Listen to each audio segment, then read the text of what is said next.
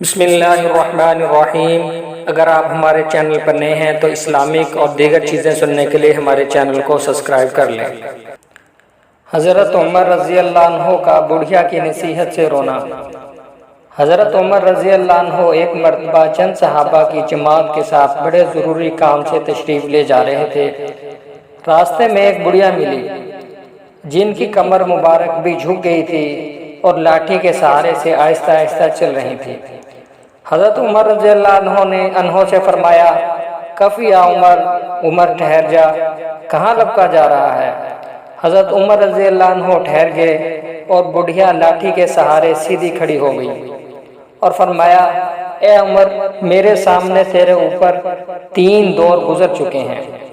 ایک دور تو وہ تھا کہ تو سخت گرمی کے زمانے میں اونٹ چرایا کرتا تھا اور اونٹ بھی چرانے نہیں آتے تھے۔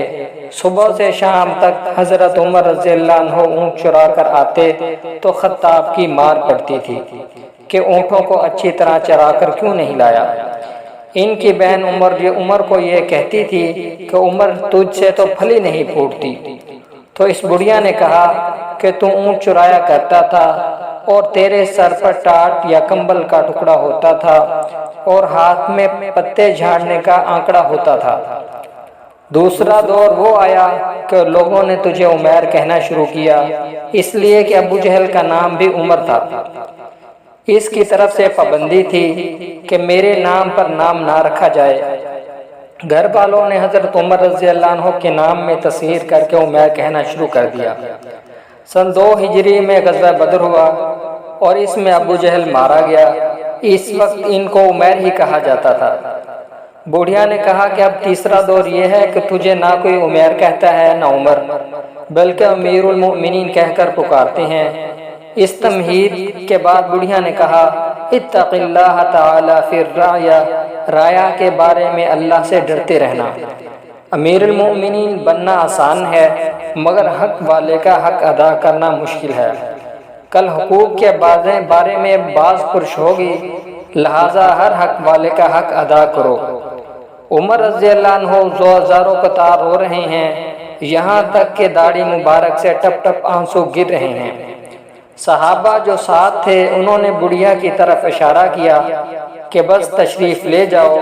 حضرت عمر رضی اللہ عنہ کے رونے کی وجہ سے زبان بھی نہ اٹھ سکی، اشارے سے ہی منع فرما دیا کہ ان کو فرمانے دو جو فرما رہی ہیں۔ جب وہ چلی گئیں تب صحابہ میں سے کسی نے پوچھا کہ یہ بڑھیا کون تھی جس نے آپ کا اتنا وقت ضائع کیا؟ حضرت عمر رضی اللہ عنہ نے فرمایا کہ اگر یہ ساری رات کھڑی رہتی تو عمر یہاں سے سرکرے والا نہیں تھا، بجز فجر کی نماز کے، کہ یہ بی بی صاحبہ خولہ بنت ثعلبہ ہیں جن کی بات کی سنوائی 7ویں آسمان کے اوپر حق تعالیٰ نے ارشاد فرمایا، قد سمع اللہ قول التی تجادلک فی زوجہا وتشتکی الی اللہ، سورہ المجادلہ۔ ترجمہ، بالیقین اللہ نے اس عورت کی بات سن لی جو آپ سے اپنے شوہر کے بارے میں جھگڑ رہی تھی اور اللہ کے آگے چھینک رہی تھی۔ فرمایا، عمر کی کیا مجال تھی کہ ان کی بات نہ سنیں جن کی بات 7ویں آسمان کے اوپر سنیں گی۔